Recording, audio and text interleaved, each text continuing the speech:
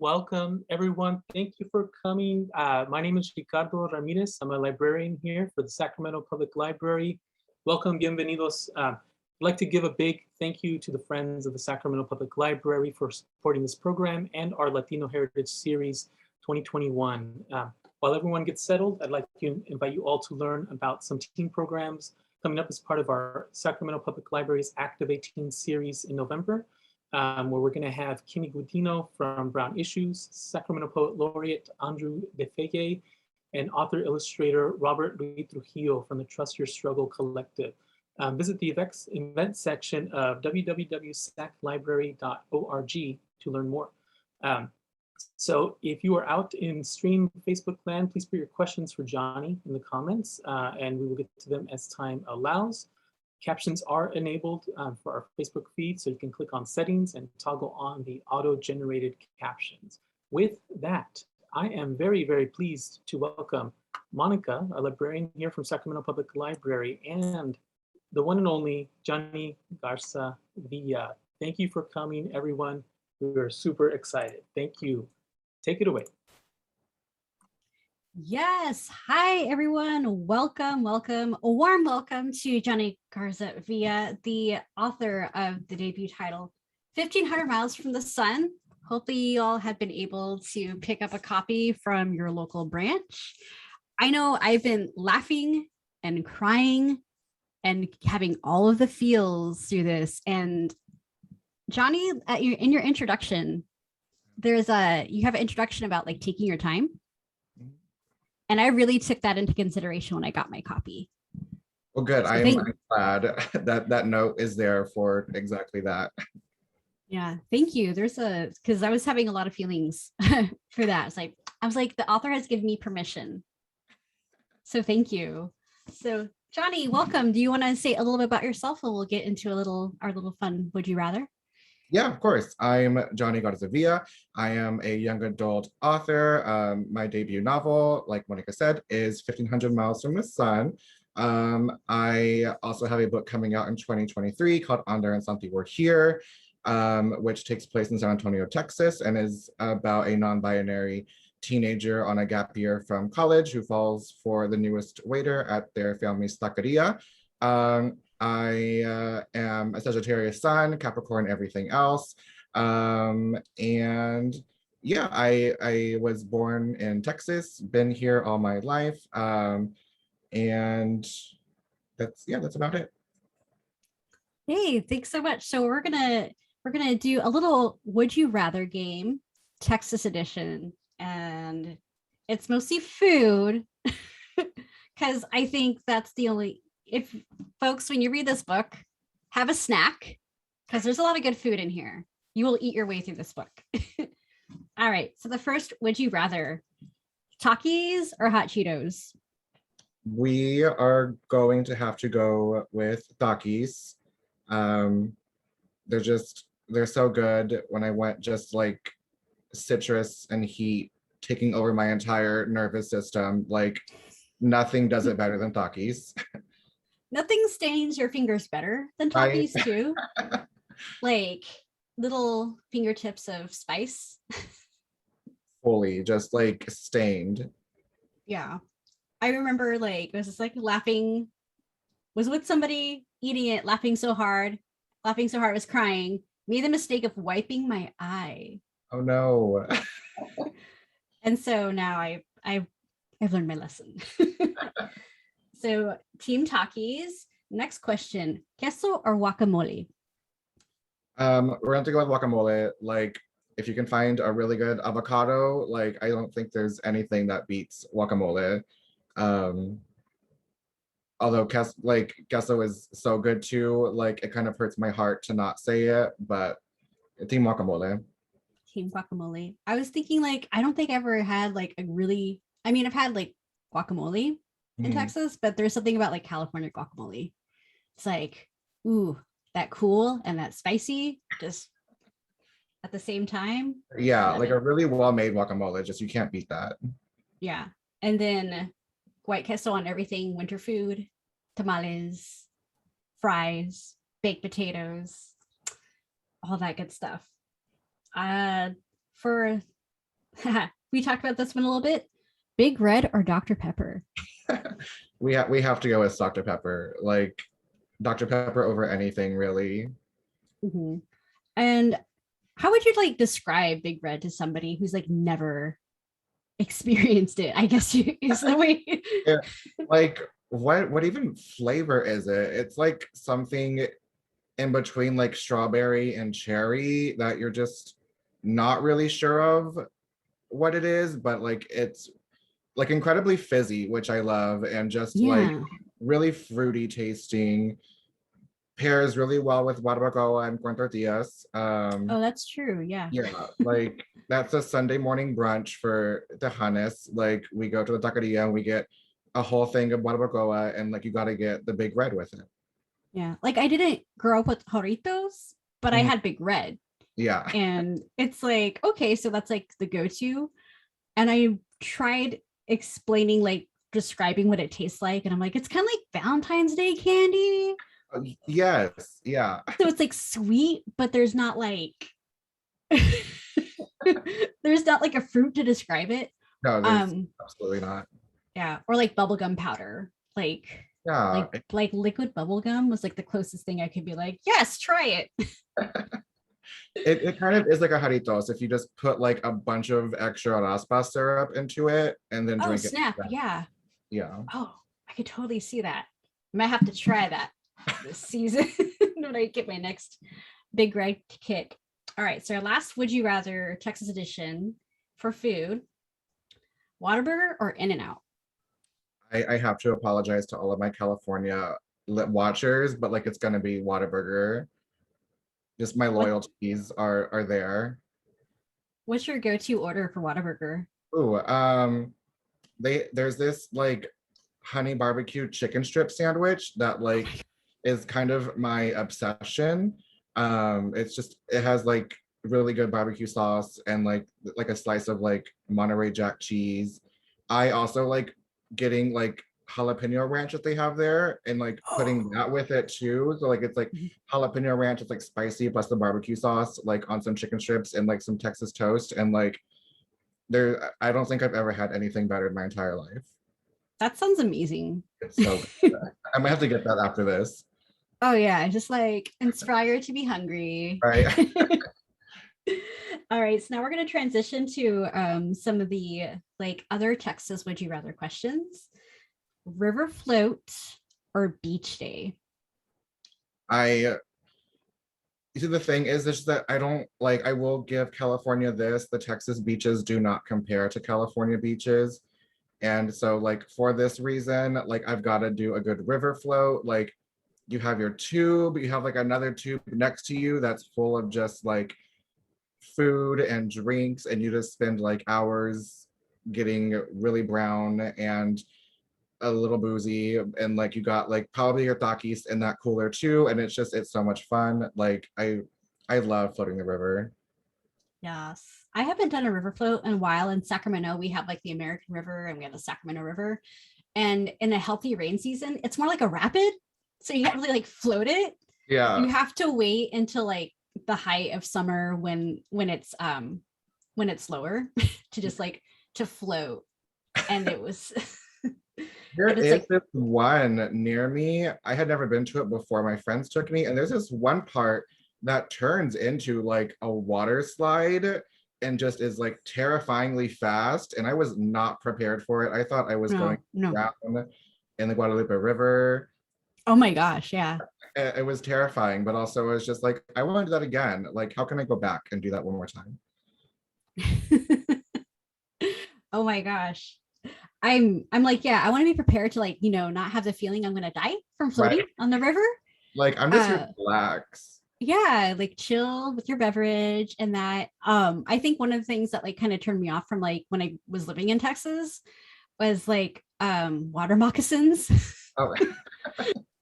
Like once someone, I was like having a wonderful river day, was like got my brown, I was like feeling fabulous, and then my cousin's like, sure glad there wasn't any water moccasins out there. I was just like terrified. Just don't put your toes in the water, you'll be fine. It's like make a lot of noise, like go away. Yeah. It's my time. My time. All right, our last Would You Rather Texas edition question. Dallas Cowboys or Houston Texans? Gonna have to not betray my family and side with the Dallas Cowboys on this one. I feel like if I said the Texans, I would like my grandparents and my mom would probably feel that just in their soul and call me like immediately, like asking what I did to hurt them. So we're gonna have to go with Dallas Cowboys. Yeah, same here. Like, I mean, they're kind of good this year. Like for a while, they're like, I remember as a kid, they were like winning all the time and it was amazing and so proud. And then all of a sudden they were bad. And then I was like, what happened? But I still root for them. Right? Like it's just you have to like it's just part of like the handbook of being a Texan. Yeah. So speaking of the handbook of being a Texan, where this lovely book takes place, there's a lot of texts in it. And we have a question from our teen Smiley. They're asking Jonny, what was inspiring you to become a writer? Oh, specifically, like I really never considered myself much of a storyteller. Like I feel like especially in like Latina families, we have those like uncles and grandparents or whoever who are just like really great at storytelling, and they're the ones who will be like sitting there with the whole family after dinner, like an hour after we've eaten, just like talking and like telling us these stories of their lives and stuff like that. And I've always just been so in awe of people who can do that. And I never really thought that like, no, I can't do that. I don't tell stories.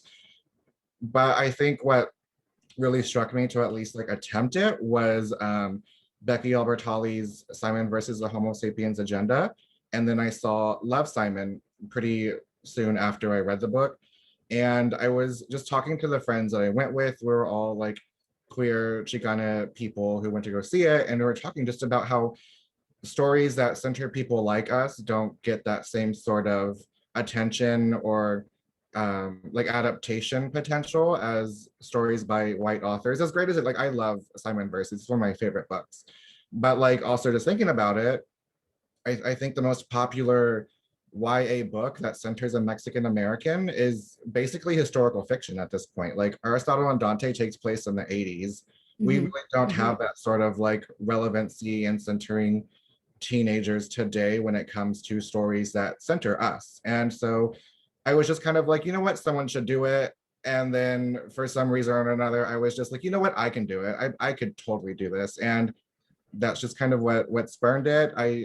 I don't know. I just kind of get like in this obsessive mode sometimes where I'm like, okay, like I'm going to do it. And like, that's all I can focus on. So I think what brought me into writing was just trying to prove to myself that I could. Did you plan out like a full-on story, or was it more of like writing the book in sections, or like how did that process look like? And yeah, this was actually my second story idea. The first one I kind of just had to like toss away for a little bit. It wasn't like going in the direction that I wanted it to. And then after that, I was just kind of like thinking about the story that I wanted to tell. And there were just like little glimpses of scenes just in my head that like were telling me to just write them down and figure out how they connect together. Like I was seeing just like two boys on a beach in Santa Monica, and I was seeing like graduation, and I was seeing a party, and like these things that don't really like have a huge thing about plot, but it was just like these scenes that were asking like, how do they attach to one another? And I didn't really outline it. It was getting close to like November, which is National Novel Writing Month. And so I was like, you know what, like, let me use this as an opportunity to just try it out and see what I can do. So it really was just on a whim, let me figure out if I can see how this story wants to come together. And I felt like giving myself that time limit of 30 or however many days are in November. I was like, okay, like if I have a deadline, that means I'm going to try harder. Like I'm going to just put words onto a page. We call it like pantsing, like writer people, like it's either like you pants or you plot and like do an outline. I didn't do that. I just kind of went with the vibes. So there was very little plot in there. It was a lot of just aesthetics and like dialogue that really had no consequence, but like it was just about putting some kind of story on the page. So our main character, Jules, or Julian, how much of his narrative is similar to yours, and how does it differ? Yeah, I think it became a lot closer to me as a person, like the longer I kept um, working on that story and just revising and figuring out exactly who this character was and what his experiences are and things like that. So I think just like emotionally, we kind of share a lot. I say in my author's note that a lot of like his own like hopes and fears and dreams and traumas are deeply connected to my own that I had as a teenager and like what my life looked like back then. But at the same time, I wanted to put a lot of things that I didn't necessarily have back then that I would have liked to, like his friend group and just how like Yeah. supportive and day one, like every single one of them are. When I was a teenager, I don't think that like my friend group would have at all been that way. And I was like, that's not going to be his story. Like I went some like, will go to bat for you like whenever for whatever reason. And also just like my upbringing in like a small predominantly white Texas town, like I didn't really have an opportunity to embrace who I was as like a Chicana person or even like as a queer person. And so moving to San Antonio for college gave me that opportunity to be like, yeah, like I love who I am as like a Mexican person and like as a queer person. And I really wanted this book to be a celebration of that growth. And so in that sense, it like is kind of similar, but also dissimilar of just like, I didn't want it to be about someone who like can't be just fully Mexican. I want them to be able to like celebrate that and completely be about it because like I've become a person who can celebrate it and be all about it and embrace it. So that's also just like a way in which we share in a way that I was able to just look back at my own life and see how those differences work out. Mhm.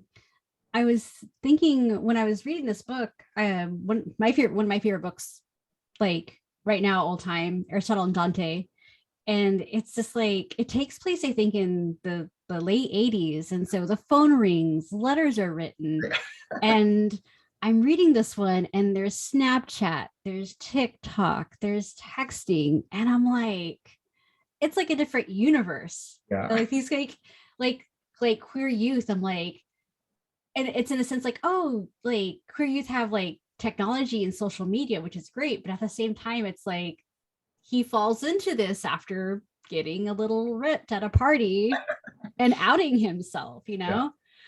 um so I think that's like, can you talk about like your process with like incorporating the social media, because that those experiences were like really honest, I think, for a lot of people. Yeah. Just gonna say it that like Yeah, like I think again with like just the Simon versus inspiration, like I found social media as like a really easy way to just sort of connect what contemporary living in 2020 or like 2018 when I first drafted it looked like. Um, you know, like I can't think of anyone who's not on at least like one social media of some sort. Um, and I also like because I really wanted to incorporate like Los Angeles in some way. Like I just since my first time being there, like I've just kind of been obsessed with that city and I knew I wanted to incorporate it somehow, but I also knew that I wasn't comfortable writing a story that takes place there because I just didn't know, I don't know it well enough. And I was comfortable writing about the environment that I grew up in and Texas and that sort of thing. So I was like, if I use social media, that's just an easy way to like connect these two places that would be kind of hard to connect in a world without social media or like even with letters and stuff like that. Like a pen pal thing is just I don't know how someone would have done that like in the 90s, but like cool on them. But like and just in queer life in general, I feel like is so reliant on social media as like a safe space for us to just like figure out who we are and meet people from far away who like can share in our experiences. And I really wanted that to be a celebration of just like how social media helps queer people thrive. yeah. So as someone who grew up in Texas, and the first time I went to California, I went to San Francisco, and I was just like, oh my gosh, this is the gayest city. I want to be here forever. I didn't get that far to living there, but when I went back to Texas, I did feel like it was a bit like romanticized, and thinking about when I went back to school and they're like, create an art project, like respond to how you spent your summer. I was just like, I don't know if I could like talk about a world that I only visited and didn't really like exist in, you know? Yeah. And there's always this like, I don't know if it's like a trope, but there's always this saying from like writers and creative authors and things like that, where it's like, just write your own experience. Mhm. It's like, write what you know best. Yeah. It's like, well, it's going to be super gay, like for starters. But I was wondering, like, what are some authors and books that you've read as a young person? Mhm. And what are the books that you're excited about like now? As as a teenager, I was so into dystopian fiction, like specifically. I was just obsessed with like the Hunger Games and like the Divergent series, and even just like classics that were like assigned in school that dealt with dystopian sort of situations, like anything with George Orwell. Like I just was super about Brave New World, The Road, like any sort of like dystopian stuff. I don't know. It's great. I don't know what that says about me, about just being super into dystopian stuff. You as a like what you teenager, like, you know? right? Yeah, like it was so cool to just read about that sort of stuff. But now I'm very much more like into contemporary fiction. I think like, especially as when it comes to just like QTBI POC authors and young adult fiction specifically, and just the writers like that who are in that space. Anything by like Case and Calendar, I'm going to pick up and read immediately. Anything by Adam Silvera. I'm reading a lot of Anna Marie McLemore right now, which is really cool, getting into like magical realism and stuff like that. Like reading like that sort of stuff that kind of drives away from contemporary is really cool, because I'm just so amazed at like how people can be that creative to like write fantastical things, as like tiring as it kind of is to read for me sometimes. Just like the sensory experiences, I take like forever to read anything not contemporary. I don't know why. But yeah, like most of the stuff I read right now is like just contemporary, mainly queer, mainly like not white stories, and that's just kind of where like I focus my time. Mhm. Yeah. So can we talk a little bit about your bookshelf? Because Yeah, one, of course. I have a little bit of bookshelf envy. There's a couple of titles on there that I recognize, and I'm like really excited that they're on your shelf. The first one Shut up. being, so the one behind you, is that Miss Meteor? It is, yes. Yeah. So yeah, do you want to like geek out with that book with me? Like, Like, I mean, Anna Marie and Taylor K. Mejia, like, oh my gosh, like Taylor is like one of my favorite writers ever. And so just both of them and this like sort of magical realist, like super queer, pageanty sort of like if what is, oh my gosh, if Dumpling was like brown, oh yeah, like magical, like I feel like that would kind of be like the vibes of it. I loved it. yeah. I was like, oh, it's a beauty pageant, and I had read like Geekerella, and I was like, it's not very queer, but I enjoyed it. It was nerdy, and it had that whole like sci-fi geek Comic-Con culture going on, and so I enjoyed it. So it's like, wish I had like two girls or two guys or NBs. NBs would be nice. I'm gender creative. I would like to see something like that. And then Miss Meteor came out like this past year.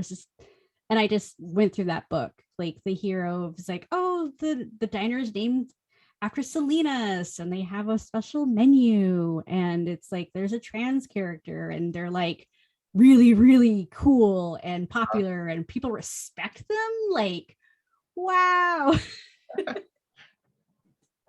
Yeah, I loved reading that book. It was so good, and it just like made me really yearn. Like, I'm really happy that like our youth and our young generation, they get to read books like this. Like, Mhm. I read a lot of, I mean, like as you know, a Latinx person, I did read like my Ana Castillo and my Sandra Cisneros and my Gloria Anzaldúa, and those are really, really important authors, like for sure.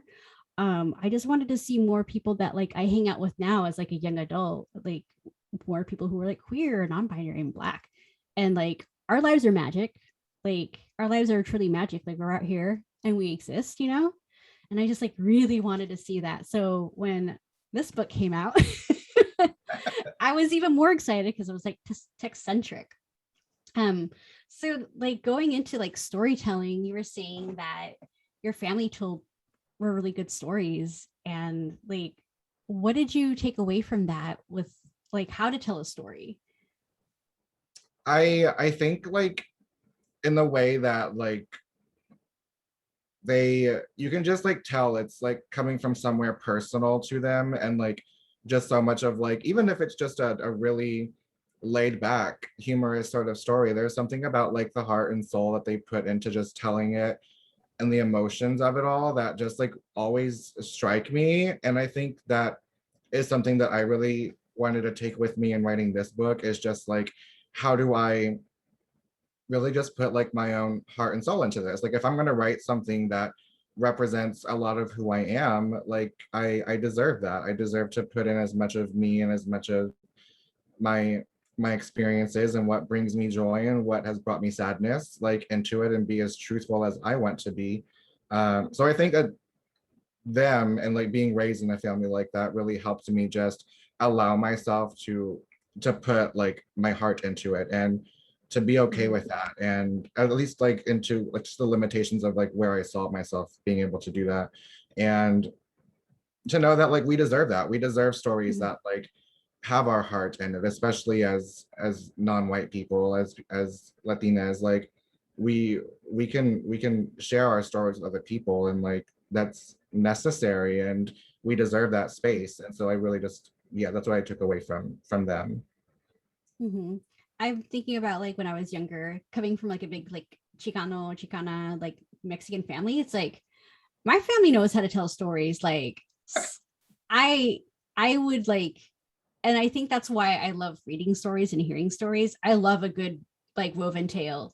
Some Mm. things could be exaggerated, Oh yeah, but for just sure. like but like the feeling of like being there as they're telling the story like is like what always got me. It's just like, and then asking like another relative like, hey, did that really happen to like Primo? And they're like, no, that's not what happened. Here's what really happened. Yeah, And and then I think that like maybe Bless Me Ultima was like the first time I really saw like a story that kind of came close to the experience of like hearing my family tell stories. Like I was like, oh, okay, like this feels like something that like I would hear my grandfather or like one of his brothers tell. Like this seems close. mhm. Yeah, I remember when I read that book. I recently read it like 4 years ago, thinking like, oh, it's like a story within stories. Like there's like little short stories along the way. I love a good like the legend of like local legend, Yeah, local lore, little stories. Like it's basically like a real-time urban legend. yeah, Like, oh, that's why that person is the way they are. Like that's why that person like only comes out at night, sort of stuff. Which like I love, by the way. Like I love things like that. But anywho, excuse me. So since we're talking about like books and authors, like what are some books that you think teens should be like rushing to the library to get right now? ooh, I think anytime I can shout out Darius the Great Is Not Okay by Adib Karam, I'm going to. Oh my God, what else? Hold on. Um, Yeah, you got a spread up there.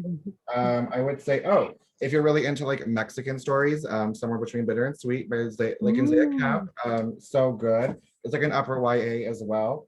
Oh, I shout out Fat Chance Charlie Vega, like anytime I can too. A That one's Fat on my Puerto Rican Girl, I TBR. do love. It's so good. I love Crystal. Oh my gosh. If you Yeah. haven't read Blaze Wrath Games yet, you're looking for like Whoa. Okay. What is um, happening here on the cover? That it's looks like, dope. yeah, so Blaze Wrath Games is basically the World Cup except with Dragon Riders, and it follows like a group of Puerto Rican teenagers on their first time competing in the Blaze Wrath Games. So good. The sequel just came out too. Amparo was amazing. I love this book. If you haven't read We Set the Dark on Fire, like fantastic, perfect. Everything about this book is perfect. The second one, even more so. Ooh. If you like soccer books, Furia, for Yes. sure. By Shamile. Anything by Adam Silvera, like just anything by Adam Silvera. Cemetery Boys by Aidan Thomas, always really great, especially for spooky season. Can we expand on that? I'm always here to talk about Aidan and Cemetery Boys, yes. Okay, so I remember like Perpetual Pages was like this book. Yeah, Audrey, yeah, oh my God, I love Audrey. And I was just like, tell me more. So it's just like into the video. I requested it from Sacramento Public Library. It came in right away, which I was really excited about. I read the first sentence about how the Hydro Flask is hitting the hip as they journeyed into the woods, and I had to stop. I was like, I want to give this all the time and devotion for like the rest of spooky season, because I wanted to read this so we could talk today, but like that's my next to read. Like, yeah, I'm just so excited. And just like so excited. My favorite thing is chaotic characters, and like both of them, like Gabrielle and Julian, are just so chaotic. Like it's just perfection to me when they're just like wild, and like the Pendejismo is just like at full. It's just my heart. Yeah, and I hope there's some like fan art coming out of that, because I'm here for that. So this just came in from Facebook. Someone said, I love that young people these days are able to read stories with people that mirror their experiences. When I was growing up, I was never able to see myself in characters. Kudos to you for helping to change the landscape. Thank you. We're trying. OMG, yes, like, yeah. There was another book that I was excited to read last fall, and it was The Stars and the Blackness Between Them. Oh, yes. Such a sweet, like, I was like, am I reading like magical realism and like a Black African, right? Like, I haven't read it, but I have only heard good things about that book. I need to read it ASAP. It's really sweet. I usually go for a good audiobook, but this one I decided to take my time with, because like the cover, I was like, look at these two femmes on the cover. Yes. If you like magical realism, it pops up every now and then. So you're like, oh, why contemporary? Da, da, da, da, da. And then you're like reading and a scene happens. You're like, wait, hold on. And I would like flip back and like, okay. And then read it again. I'm like, oh, snap. I read what that really happened. I'm trying not to do spoilers. I'm doing like a spoiler-free edition of it. But that one was like really great. It's just like so good. I'm looking at some of the questions that have been submitted. Oh yeah. So Amanda, we're going to shift it from like a little bit of book author to music, if that's cool with you. Yeah. So Amanda's asking, there are so many song references. How much is music a part of your writing process? Oh, it's like everywhere about my writing process. I'm really adamant about just the writing process not always having to involve like opening up Microsoft Word and typing little words on your screen. It can be about making Pinterest boards, and it can be about Spotify playlists, and like these are all things that are just as productive as writing. And I'm strongly in favor of just like as many Spotify playlists as possible, as many like what songs would be on your characters, like end of the year Spotify top 5 artists. Like, let me get to know my characters through like what's the music they're listening to, and like what are they listening to on the way to school, what are they listening to during homework, and just to like get myself in their presence and who they are as a person. I also like listening to music when I'm writing, but usually it's like not lyrics, it's like just lo-fi happening in the background just to like help me concentrate. Sometimes I will listen to like lyrical music, but it's usually in Spanish because like I don't like understand it as well as English, and so like I'm not gonna like concentrate on it as much. But then I also fool myself because like I'll just listen to it on repeat, and now I know the song, and so I'm like just singing along to it now. So that really isn't like as productive. But super enjoyable. Like I will listen to the Selena Spotify playlist as I write, thinking I'm going to get work done, but then like You're dancing. yeah, then I'm dancing and like some, like Que Querías comes on and I'm just like in my living room, not even typing anymore.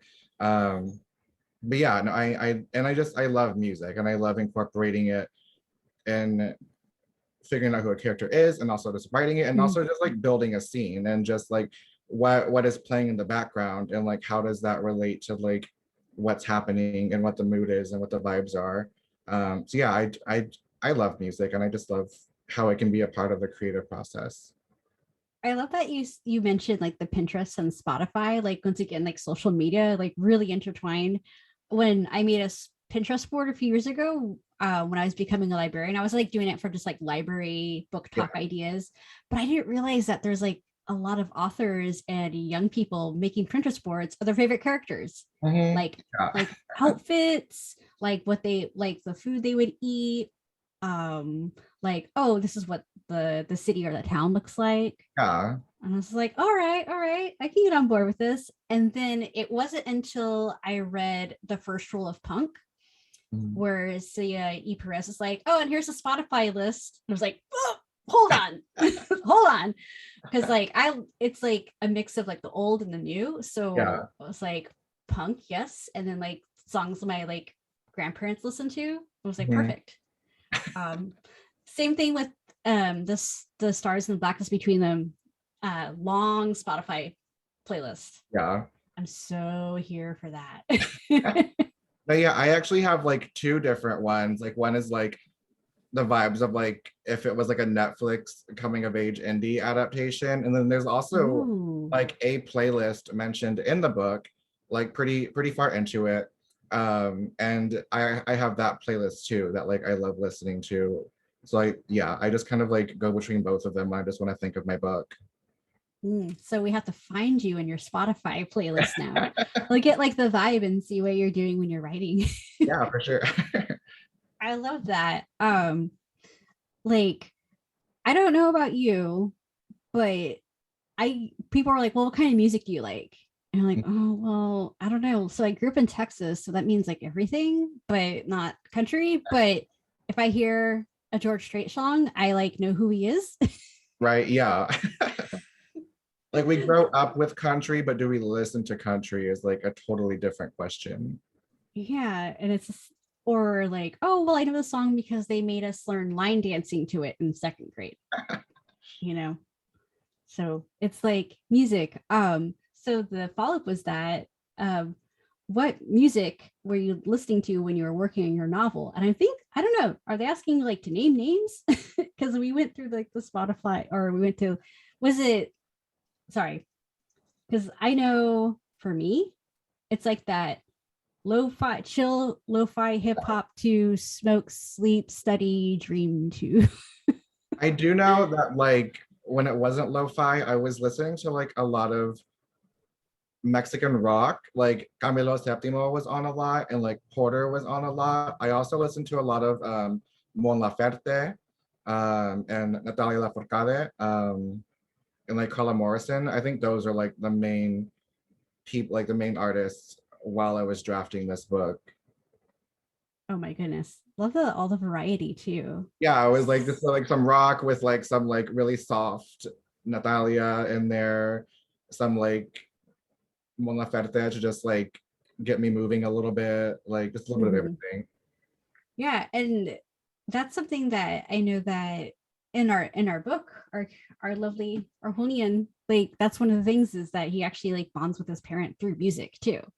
And I was just like, oh yeah, I do remember that of like, oh, I don't like my parents really don't get me, I don't get them, but we have music, like we have music to get to. So I think that's like really reflected really well in there. Another question, sun and moon signs, discuss. Is it like, are we talking about like just the sun and moon imagery between like Jules and Matt, or are we talking like zodiac? Like I'm prepared for either or. Okay, let's start with one of them. Let's start with the first one for the names. I like So whenever I started drafting this book, I did not know anything about like literature or creative writing. I had no idea what tropes were. And so whenever I like came up with this idea of just like Joel's last name being Luna and like Matt's first name meaning sun, I was just like, wow, I'm so clever. Like, look at what I did. It's very clever. It was. And then I'm realizing like, oh wait, like this is a whole trope that like people actually do. And like Matt is literally like the like specific sunshine character. Like there's tons of characters just like him. This is nothing new. Like, oh, okay, I just kind of did what lots of other people did. But I it kind of just like I really what I was trying to just find out how I connect those kind of things, like especially with them both being in like ocean towns or like beachside towns, and just like thinking of just like how the moon like controls the waves and like how the sun sets on Matt's side, but it rises on Joel's side, and just like how these two things like interact with them separately, and how like from separate sides of the country, like what those two sort of things like and how they interact with them. And that just became like my own little way of like incorporating some kind of meeting in sun and moon into the story. Yeah, and like and my book was actually first titled Sunshine and Moonlight before we had to change it. So like always just that very strong Interesting. connection of like those two things. Oh wow. I really like the title of this one. I do too. No, I do too. Like I I love was that. I was a little salty when we had to change it, but like they let me come up with new titles, and so like Okay. at least like I know that I came up with two really good titles, and I'm not mad about this one at all. I think it Mhm. sounds like a YA book. Like it's appropriately long, like you know. So Mhm. Yeah. So we have another question from one of our Sacramento Public Library youth. They ask, what inspired you to start writing, and what advice would you like to pass on to our queer youth? oh, I think it's again just seeing a lack of stories about characters that looked like who I was at 17 and 18 years old, and just having that space and getting that space in publishing and in bookshelves. And I just like I wanted someone to do it, and I decided like I'm just going to on a whim. Um, so I mean, just I think a little bit of pettiness. I think a little bit of like just impatience was kind of what drove me to start writing. And for queer youth, I think one, I always say that like do not listen to anyone who ever says a certain thing is over. Like I when I was drafting this story, there was a lot of talk about just how like coming out stories are just done. We don't need any more of them. Like if I never have to see one again, it would be great. And it was just kind of like resonating with me in a really negative way of just like no one is going to want the story, no one is going to read it, no one is going to like spend human money on it. But I remember one of my friends telling me like if straight white people can tell the Cinderella story a million times, you can tell whatever story you want. Like anything that you can think of has not been done too much yet. And I think that like every queer person, especially every queer person of color, needs to know that and just hold it closely to them, that like until we get the chance to write a million Cinderella stories about like sapphic people, about queer people, about non-binary people, gay people, we're not done yet. Like no trend is over for us. Write what you want to write what makes you happy. And I'll double down on that. Just write what makes you happy. Like do what you enjoy. Like it's not something that like you're getting paid to do yet, I'm going to assume. And so like you're not on a timeline for anyone. You're not trying to like go on the New York Times with this story. Just tell the one that you want to write. Tell the one that your heart is speaking to you whenever you close your eyes, and like just keeps nagging at you to like figure it out. Do that. Like yeah. Mhm. Yeah, and representation matters so much. And I like, to the critics, like I love reading other people's coming out stories, because everyone comes out at their own like at their own pace, hopefully, their own way, their own unique lived experience. It's not all the same. Like there's so much diversity and representation with that. There's like the stories of like, oh, I've been outed on accident, or like, oh, you found this magazine, or it's graduation, here I am. My favorite is Gabby Rivera's Juliet Takes a Breath. And One it's of my that big favorite books. Oh my gosh. it's like the big scene. So this isn't a spoiler because it is on the back of the book. It's like family dinner. Everyone, I'm a lesbian. I'm going to Portland. Goodbye. Yeah. Like in the first 2 pages. Yeah. The first 2 pages. And she's like writing a letter to the other writer, like, hi, I'm gonna be your intern. Yeah.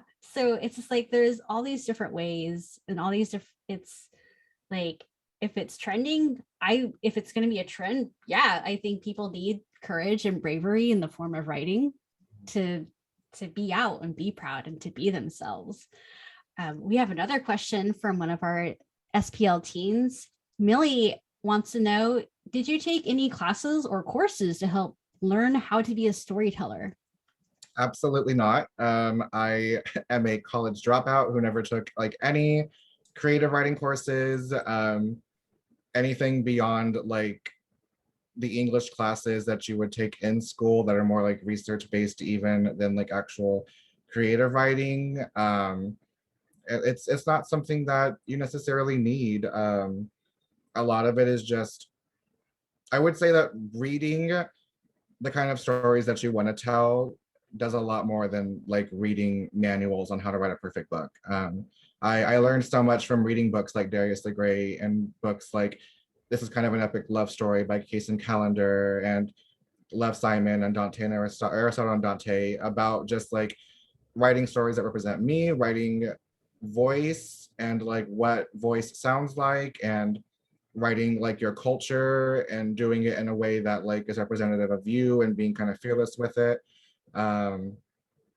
It's just a process. Like I think that I definitely didn't know a lot whenever I first started. I still don't know a lot, but yeah, if you can find some books that really resonate with you, and like good and bad, and the ways that like, oh, this book is like, if I could figure out how to say my story in a voice as good as this, that's great. But also like, I don't like the way that this author does this or that. This is how maybe I would do it instead. These are all lessons that you're learning from this fiction in a book that you might have already been reading regardless. And then just finding people who you trust to read your work and to give you honest feedback on like your words, and sharing their knowledge with you does a lot too. My critique partners and the people who read my stories before my agent gets to read it like taught me so much that I wasn't able to learn in a classroom or things like that. So it's not necessary to go major in English and get your MFA and stuff like that. That's not necessary at all. Again, people like Adam Silvera also like never went to college, and like his stories are some of the best that I've ever read. It's just about getting out there and doing it. And you know, it's tough, and it's like a learning process, and like sometimes it's like, wow, this is not great writing, but like it's a process that you get through just trial and error. I love that you said having a writing partner, because when you are writing, like you're exposing very intimate parts of yourself, and it's just like, okay, here, I'm gonna leave the room. Process. I'm gonna process these things. I'm glad that you recognize that though, and to have someone that you trust to give you that feedback and to give you those critiques. We have another question from our SPL teen. I have always wanted to be a writer, but imposter syndrome always hits hard. Did you ever experience it? And if so, how did you handle it? I very much. Writing this whole book was really just trying to figure out how to get over imposter syndrome of like not being educated enough to write a book, not feeling Mexican enough to write this book, not feeling queer enough to write this book, feeling like the seats for someone like me are like, people already have Love Simon, people already have Aristotle and Dante, like those seats are taken, there's no more room for me. And just like all of these thoughts that say that just like, you don't need to write this book, don't write this book, like it's just gonna suck, and like what next, like you just wasted your time. I think just it's a process as well, and I think again, finding people who you can count on to give you like positive validation along with like whatever critique, like sometimes you just need someone to give you positive validation on what you wrote, and that like it's great, or that it's somewhere in that sort of realm. I would find that I read a lot of my friends like telling me like, oh my god, this is so good. I read a lot of my friends telling me like, wow, this is super Mexican, like this is so gay and stuff like that. Like that just all kind of helped me. Also just again reading other books and like seeing the potential for myself to like get to that point eventually also like really just drove me to keep trying. I honestly, I don't know at what point I stopped thinking about like all of that stuff. I know at some point during drafting my second book, like I realized that like those voices weren't there anymore. And I think maybe it's just because it takes time to figure out your voice and the stories that you want to tell.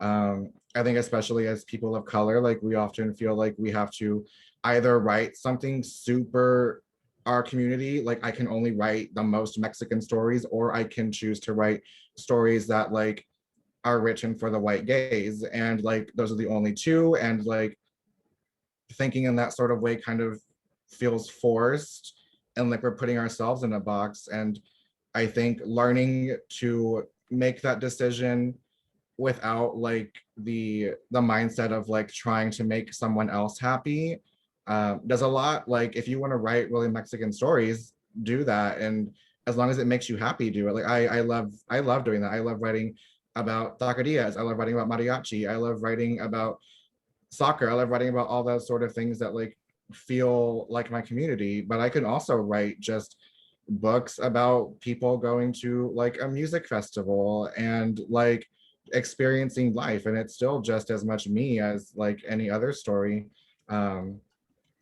I don't really know where I'm going with this anymore, but but yeah, No, you're good. yeah, like I think continuing to write and just like, yeah, just continuing to write, I think is the best way to get over it at some point. Because at some point, like just it's gonna be easier to believe in yourself and like what you're putting out. Like it's gonna suck at first. And I think every single author will tell you, like, regardless of how many books they've written, like it always sucks at first. And it's just kind of something that we learn to embrace. And just knowing that like it's going to improve. Everything starts out small and not very put together.